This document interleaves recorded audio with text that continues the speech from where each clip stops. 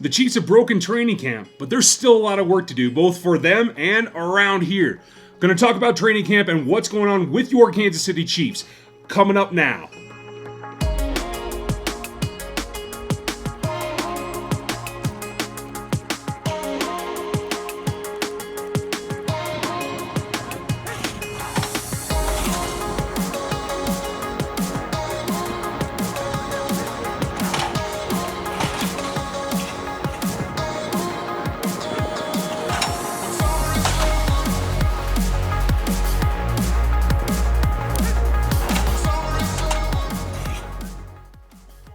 Hey, welcome back. I just got back from training camp and the studio is kind of a mess around here. Got to see some changes in the set and some other things that I'm working on, but had a good trip to Kansas City. Thank you all for coming out and I appreciate that. What I'm going to do today is a little bit different just because everything's in flux. So if you're new to the channel, see if you like it. If you do, hit that subscribe button and the notification bell so you know when a new video goes up. And if you like what you're seeing, give us that thumbs up. I'm working hard, and a lot of this is going to be straight from camp while I was there, so there'll be some cuts.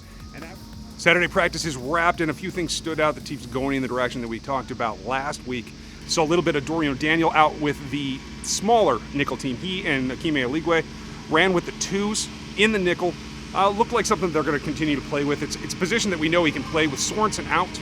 It's a guy that can step into that nickel linebacker role should they need it, so that's an interesting development. Saw a lot of pop from Tano Pasnio as well as Breland Speaks today. Some deep balls went for a lot of yardage out there. A couple in particular, Kemp grabbed a nice one.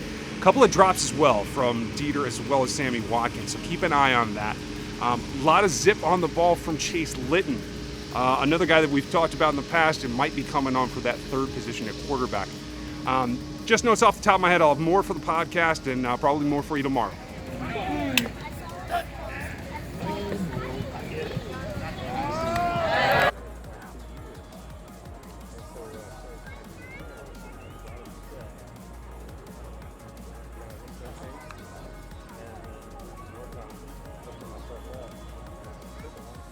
Welcome back to RGR. Today is another day from training camp, second day reporting.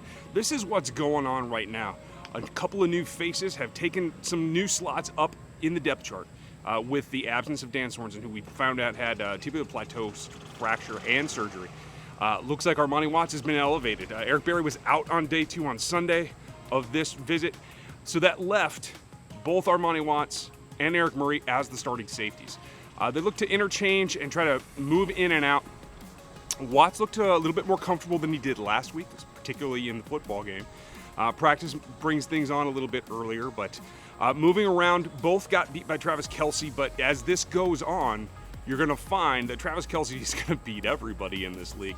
Not anything to worry about for these two, and honestly, it gives them the level of competition that they need in order to increase and improve and get more reps. Anthony Hitchens also didn't practice. I believe that was planned as well, while D Ford was back out there, running with the ones sporadically. But on the pass rush, we also saw a lot of Tano passing you, as well as Breland Speaks.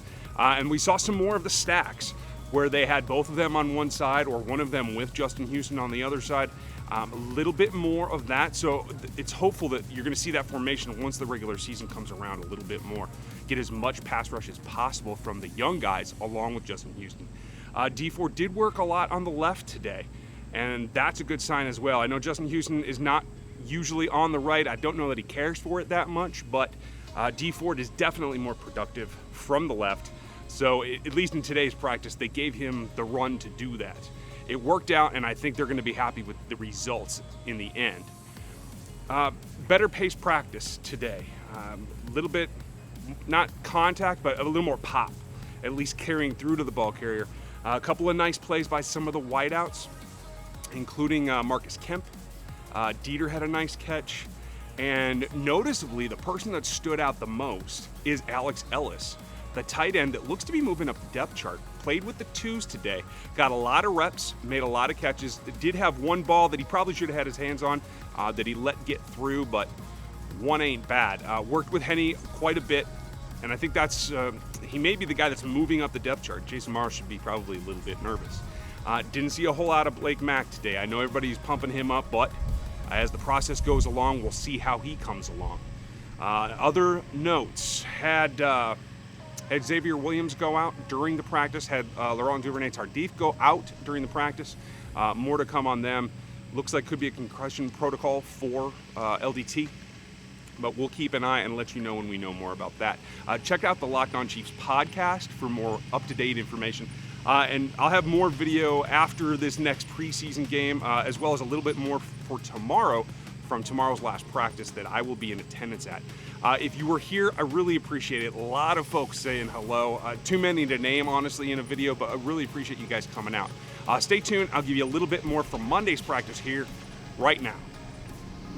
Camp is almost over. There's 1 day remaining. It'll be Military Appreciation Day. This is Monday. Few things that were important went on, and first and foremost, it is that Laurent Duvernay-Tardif is out with a concussion. He is in the NFL's protocol, and that means we don't have a timeline for his return. Clearly, it doesn't look like he'll be able to get back on the field of practice and be ready for the second preseason game.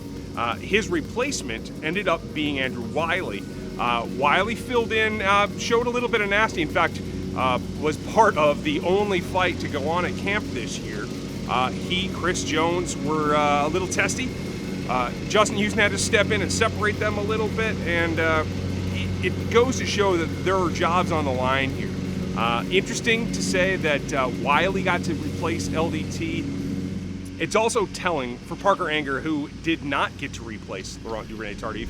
And that's telling because the guy has been listed as a guard. He started camp as the starter, has since lost that position, has been practicing out at right tackle.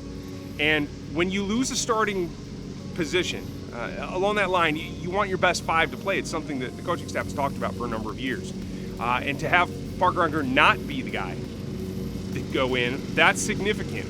They're taking a hard look at Andrew Wylie, and it looks like he may get the starting role against the Falcons in preseason game number 2, and we'll have to monitor from there. But it also is telling us that Enger may be, in the eyes of the coaching staff, a tackle. And they may have given up on the experiment to put him inside at guard. Maybe not enough anchor, maybe not enough nastiness, but he's clearly athletic enough. He played left tackle in college and can play right tackle in the league. There's no reason to think that there's a lack there. He still has to get stronger, and that's also another reason why guard may not be the spot that he ends up. The other significant news continues to be the absence of Eric Berry. Reportedly a sore heel and was not at practice for a second day in a row. Camp winds down tomorrow with Military Day, and I don't expect to see him again. Leon McQuay started with the number ones in the team periods today, along with Eric Murray, and it looks like the two of them will be trying to fill the roles. If Eric Berry is out for any prolonged time, or if they're concerned that this is either a recurrence of the previous Achilles injury or a compensation injury, which is pretty common when somebody injures one leg, the other is going to take up some of that slack and oftentimes lead to a secondary injury on the opposite leg. So there are some concerns there that could be going on. We have no official word. This is all conjecture at this point, but until there's an announcement, you have to assume that Eric Berry's not going to be practicing or playing in this preseason, which is no big deal as long as he's healthy. If he isn't, looks like the team is following through on their proclamation that Leon McQuay is a viable player at the safety position. We will have to see if that actually comes to pass. But currently, at least on Monday, that's where the practice was. They're leading up into Falcons week, so only one practice remaining. That's really what you're going to see against the Falcons. And Armani Watts is still going with the twos. We saw a nice combination of he and Dorian O'Daniel and Ukeme Eligwe in with the twos in the smaller nickel again. That's something I think we'll also see against the Falcons. And it's all going to culminate in week 3.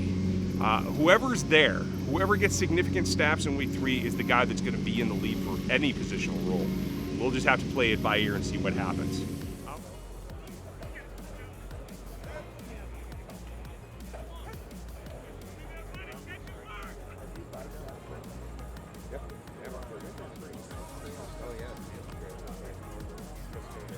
I want to give a final thanks to all the fans that I met this weekend.